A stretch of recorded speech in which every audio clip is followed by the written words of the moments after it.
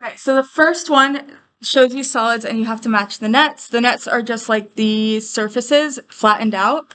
So this one goes with A. The rectangular prism goes with this net, so this would be B. And then the cone, circle base, and then what goes around it looks like this, and that would be C.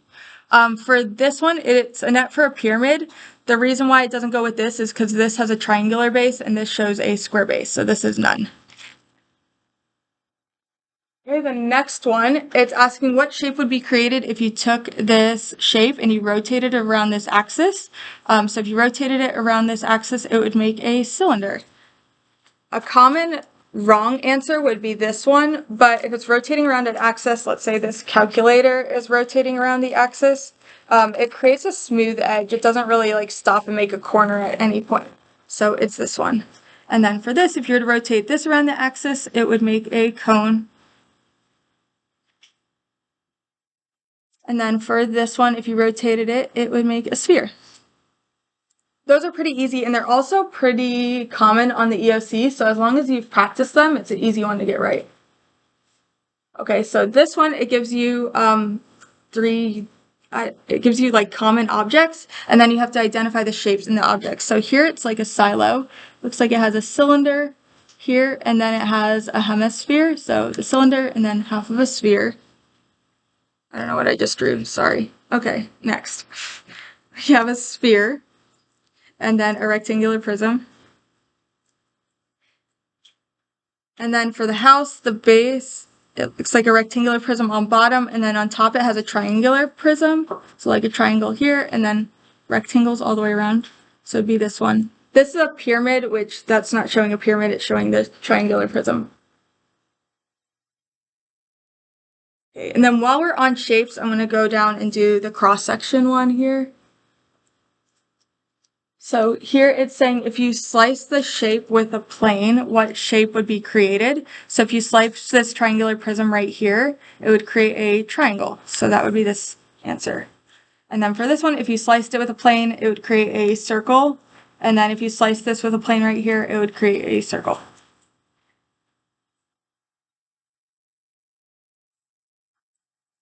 Okay, then over here, we're going to start solving for surface area. The next three will all be surface area. So surface area would be the area of the surface of the shape.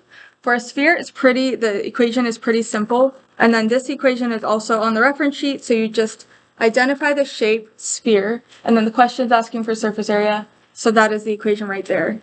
It says to use 3.14 for pi, so we're going to plug that in. And then it says the radius is 9.7 meters, round to the nearest tenth. So we set it up for 3.14, the radius 9.7 squared.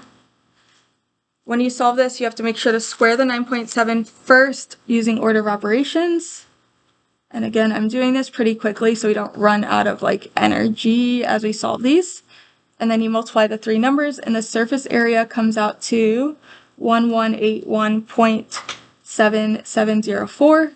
It says to round to the nearest tenth right here.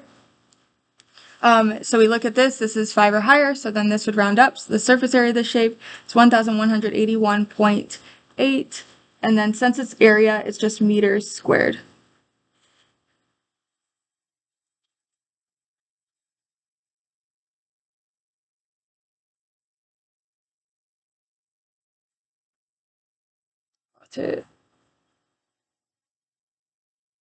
Okay, then over here we're finding surface area of a cone.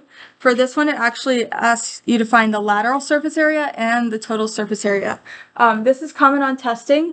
What lateral surface area means, it means like the area of this whole part around the shape, not including the base. So when we look at the equation, we're going to find the area of the base, and then the other part of the equation is the lateral area. So once we find this part of the equation, that's our lateral, and then to get the final surface area, you add these two values. So the area of the base, this is a circle, so it's pi r squared. And then we can plug our numbers in. I'm actually going to do this down here. So surface area equals pi r squared, which it says to use 3.14 for pi. The radius of this, if the diameter is 8, then the radius would be 4. R equals 4. squared plus, and then the lateral pi 3.14, the radius again is 4, and then the slant height, so this is our cursive L slant height, is 9. Then we can go through to solve it. Make sure to use order of operations, so this should be 16 times 3.14, which would be 50.24, plus, multiply these three numbers, it comes out to 113.04, and this is your lateral area. So that can go in here, 113.04 meters squared. And then the total surface area, 163.28 meters squared when you add those together.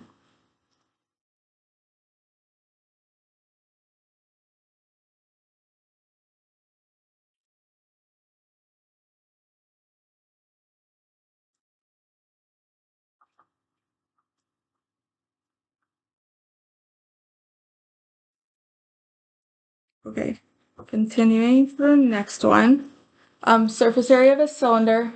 So we're finding the area of all the surfaces. So that means we're finding both area of the bases, so 2 times area of the base, and then we're finding the area of the part that goes all the way around. If you were to flatten this shape, it would have the 2 bases, and then it has like a rectangle that goes all the way around. So the lateral area is just that rectangle. The perimeter around a circle is circumference, which is pi times diameter, and then the height right here is 8. Okay, so we're going to plug these numbers into this equation. Surface area equals 2 times area of the base, so that's pi r squared for area of a circle, plus the perimeter all the way around is circumference of the circle, so pi times diameter, and then the height of the cylinder. It says to use 3.14 for pi, so we'll plug that in. It says do not do any rounding. Okay, so 2 times 3.14. The radius would be half of 4, so the radius would be 2.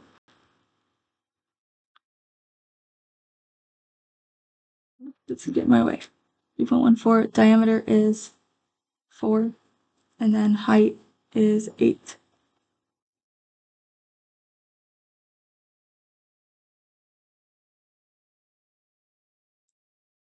And then make sure to square this first, so this will be 4 times 3.14 times 2, and that comes out to 25.12, plus these three numbers multiplied comes out to 100.48.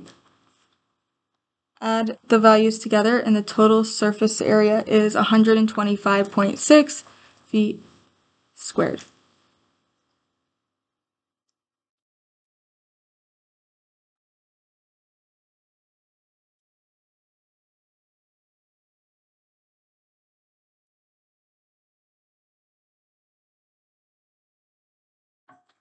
Okay, for the sake of time and our energy, I'm going to keep kind of moving down. Okay, volume of an oblique rectangular prism with these dimensions. Oblique just means it's like slanted to the side, and for like an oblique rectangular prism or an oblique cylinder, it's just the same equation as if it was a regular rectangular prism, because this area would be displaced over here. So it's volume equals area of the base. So the area of the base would be just like 6 times 7. And then the height right here is 7. And volume equals 42 times 7, which is 294 centimeters cubed. So 294 centimeters cubed. Cubed because now we're talking about volume.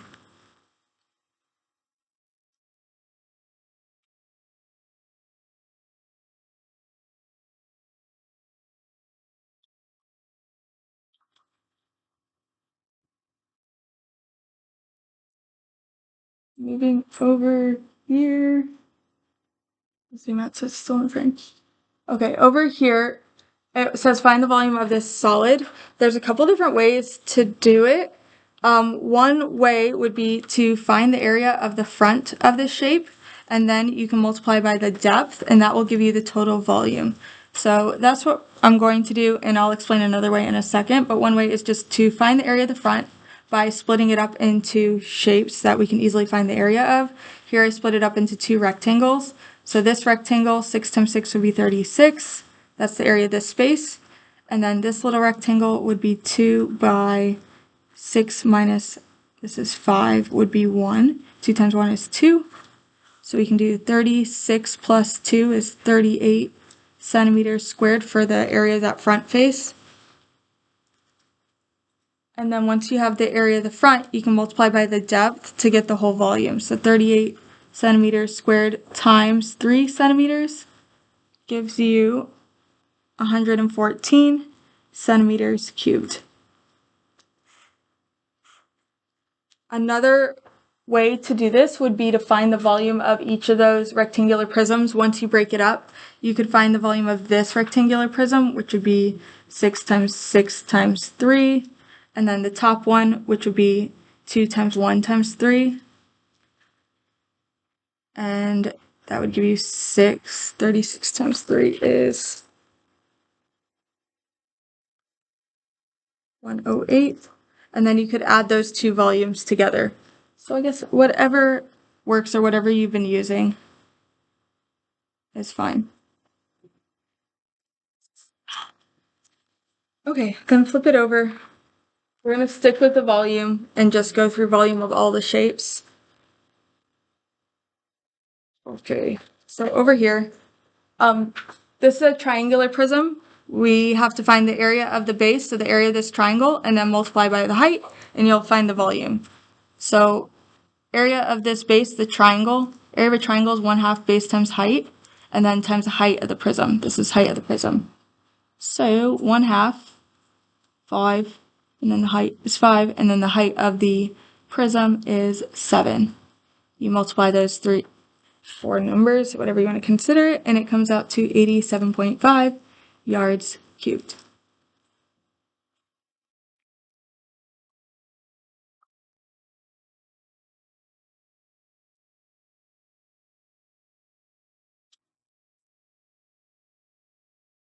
Okay. Next, it's a pyramid. The equation 1/3 area of the base times height. So 1/3, the base would be 9 times 5, and then the height is 6. Multiply everything out, it comes to 90 yards cubed.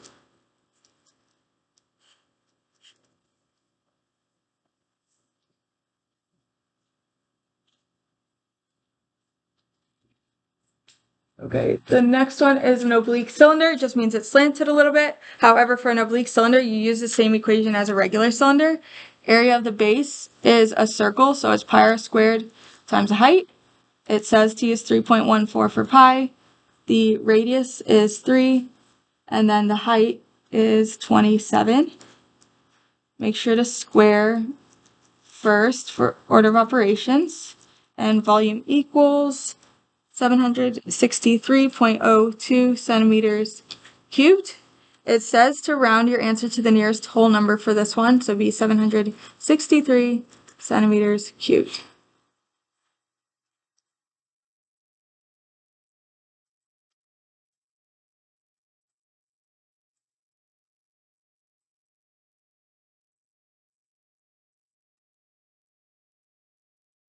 So you'll have a sample of each one on this paper.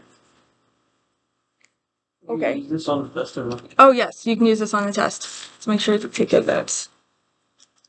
Okay, then while we're on volume, we'll move up here. So for these, what they want you to realize or understand is that this is 1/3 the volume of this. So if these two have the same dimensions, then this will just have 1/3 the volume of a rectangular prism.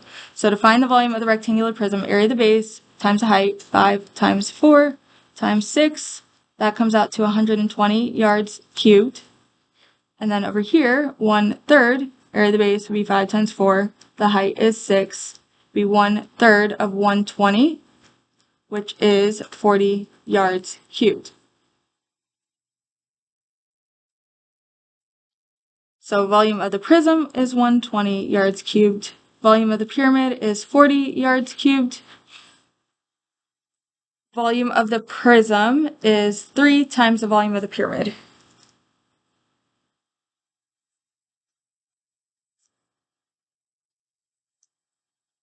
And then this answer will always be the same. This equation is true for all rectangular prisms and pyramids that have the same length, same width, same height. It's just 1/3 the volume of this equals this.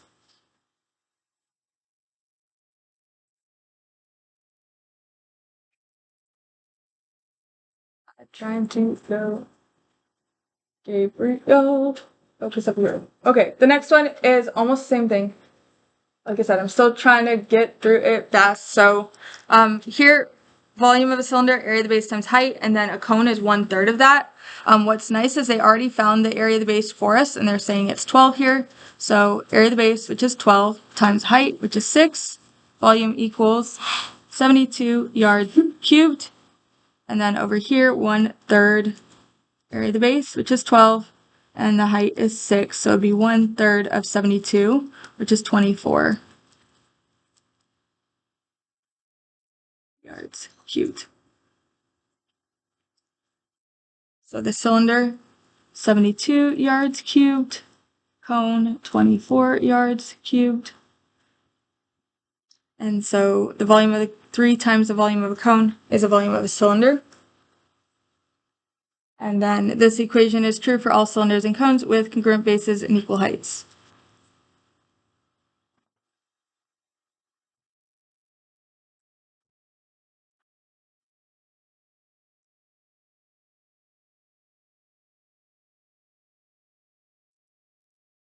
Okay, while we're on volume, this question over on the side here has to do with volume. It's the last one that has to do with volume. Okay, so over here it says the company makes wax candles in the shape of a solid sphere. Important information here, sphere. Suppose each candle has a diameter of 18 centimeters. If the company has a total of 76,302 centimeters cubed of wax, how many candles can be made? So what we're going to do is find the volume of one of the candles and then see how many of those can fit into this amount of wax. So volume equals 4/3. It says use 3.14 for pi. The radius, it says diameter is 18, so radius would be 9 cubed.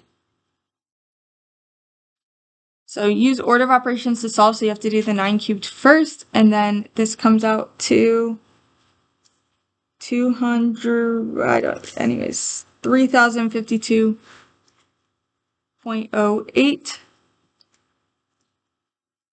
centimeters cubed. So that's per candle. Per candle. And so how many candles can be made? We take the total amount of wax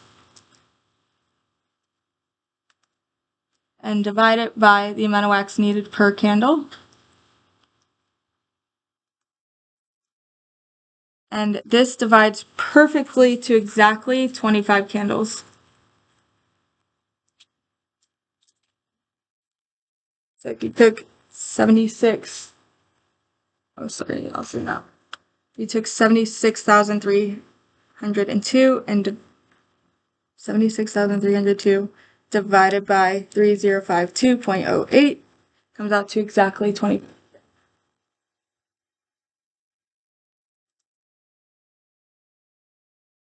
Okay, moving down, we have 4 questions left. Okay, over here, similar solids. So we looked at similar shapes at some point. This works the same exact way. It asks whether they're similar and it asks for the scale factor. So just reviewing scale factor, when you find scale factor, it's always new over the original. And you just choose a corresponding side or dimension and you make a fraction. To determine if these are similar, you want to determine if all the ratios of corresponding sides would be the same. So like this side corresponds with this, so I'm going to set that up, 20/32. Again, this would be the new, and this is the original, so it's new over original. And then this side corresponds with this, and like this side corresponds with this. So for my fractions, I'll do 2/9, and then 6/27. I know it's hard to see. And I want to see if these all divide to the same thing. So what I would do, just in a calculator, 20 divided by 32, 0.625. 0.625. 2 divided by 9, 0.222 repeating. That's not good because they need to match. And then 6 divided by 27 is 0.44. Yeah, totally different numbers each time. So these are not similar.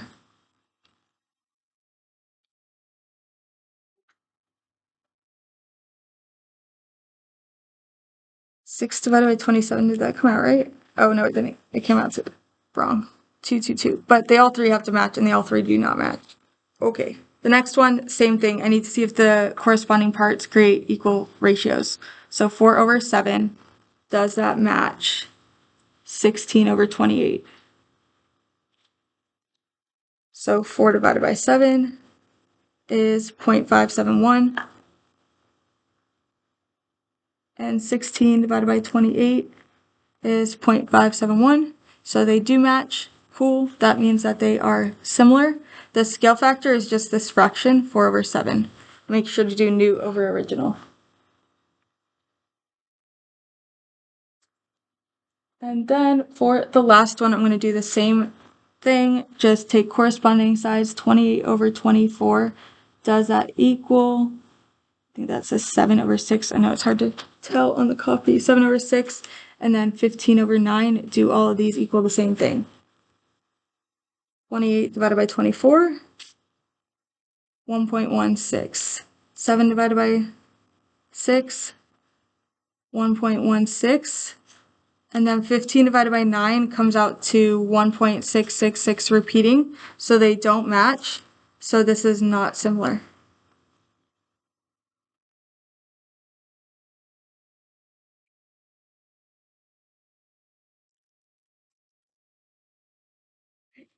Then the last concept is density. Moving over here. Got it. Can we cut it? Okay. The last concept is density. Density equals mass over volume, and we're just going to use this equation. The equation isn't on the reference sheet, so you do have to have it memorized. If you have trouble remembering mass over volume, it's just like a heart with a line through it, mass over volume, and that can help you remember where everything goes. Here it says that the density is this and the volume is 65. What is the mass? So we're just going to plug in the numbers we know. We know the density is 52. We need to find the mass, and we don't know we know the volume is 65, so you plug it in like that. Then we solve for the variable we don't know, so just multiply both sides by 65, and then mass equals 3,380 grams.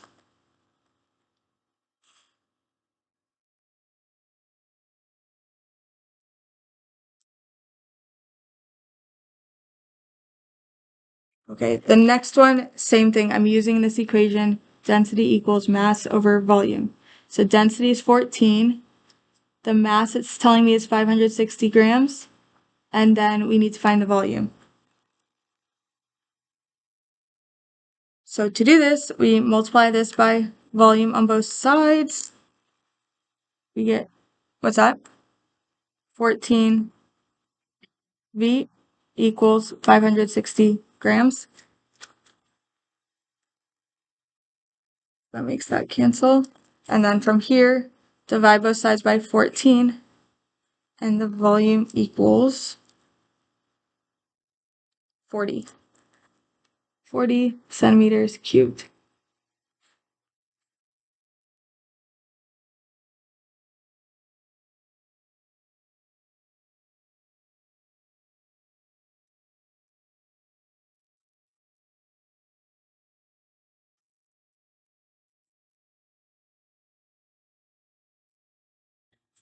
Okay.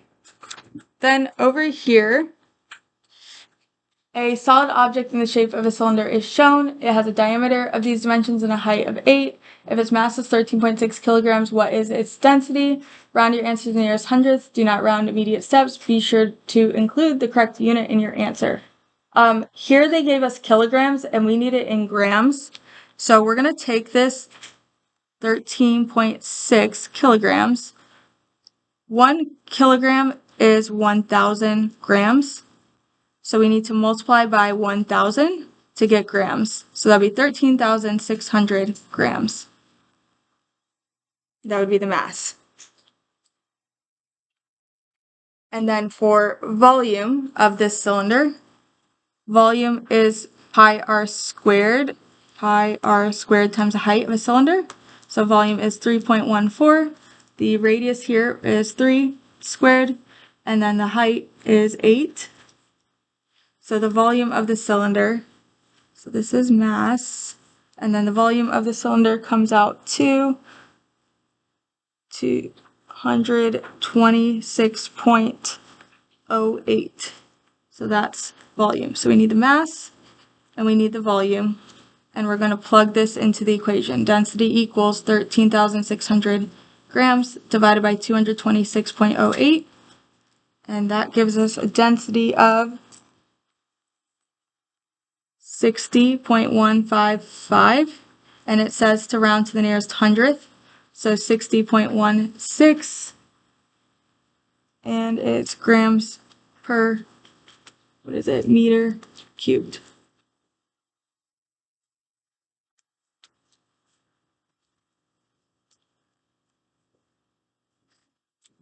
Oh, sorry.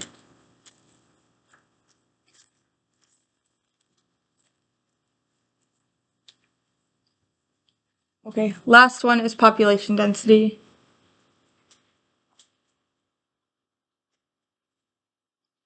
Okay, last one, population density.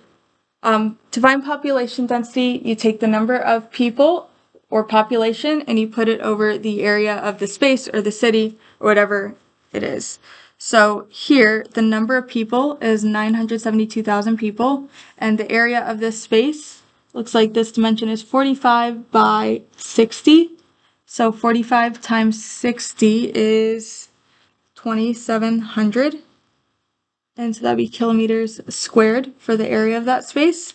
So we take the number of people, 972,000, and divide it by the area, which is 2,700 kilometers squared.